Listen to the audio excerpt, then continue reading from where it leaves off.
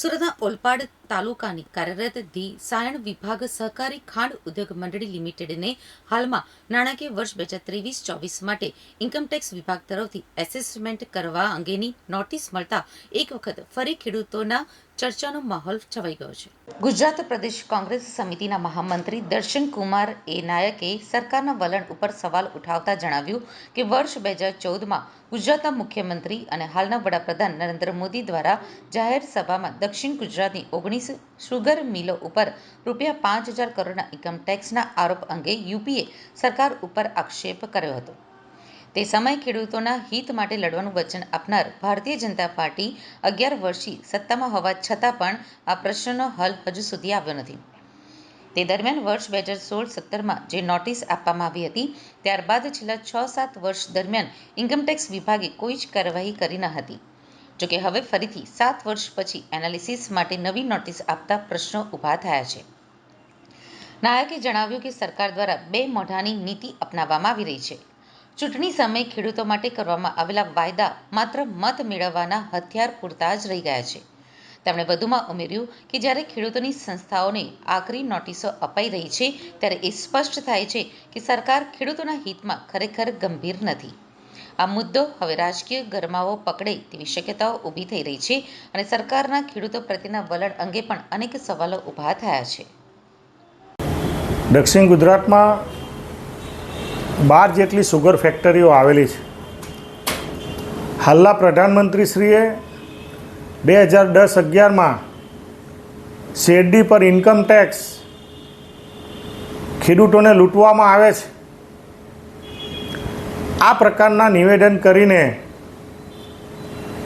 રાજકીય રીતે ચૂંટણીમાંનો લાભ લઈને મોટા પ્રમાણે જ્યારે ભારતીય જનતા પાર્ટીની સરકાર આવ્યા પછી ખેડૂતો, સહકારી આગેવાનો અને રાજકીય આગેવાનોની રજૂઆતના અનુસંધાનમાં એવી જાહેરાતો કરવામાં આવી હતી કે હવે પછી શેરડી ઉપર ઇન્કમટેક્સ નાખવામાં ન આવશે.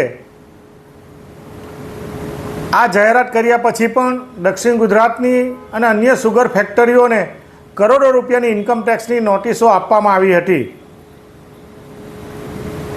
આજ દિન સુધી આ ઇન્કમટેક્સની નોટિસોનો કોઈપણ પ્રકારનો સુધારો કે એને બંધ કરવામાં આવી નથી.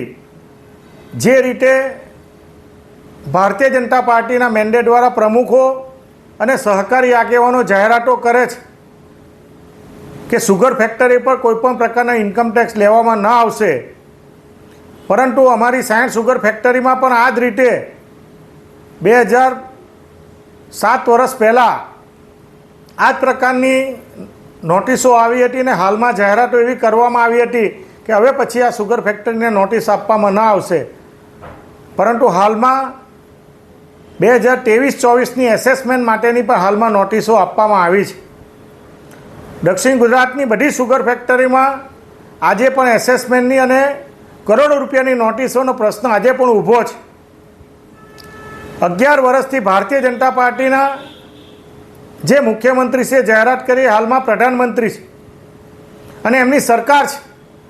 ખેડૂતોની આવક બમણી કરવાની વાત કરનારી આ ભારતીય જનતા પાર્ટીની સરકાર ખરેખર ખેડૂતોને હિત ઈચ્છતી હોય. દક્ષિણ ગુજરાતમાં જે કપરાકારમાંથી શેરડીનો પાક ચાલી રહ્યો છે અને નોટિસો અટકાવવામાં આવી છે, પરંતુ સંપૂર્ણ રીતે કાયદાકીય રીતે એને દૂર કરવામાં આવી નથી.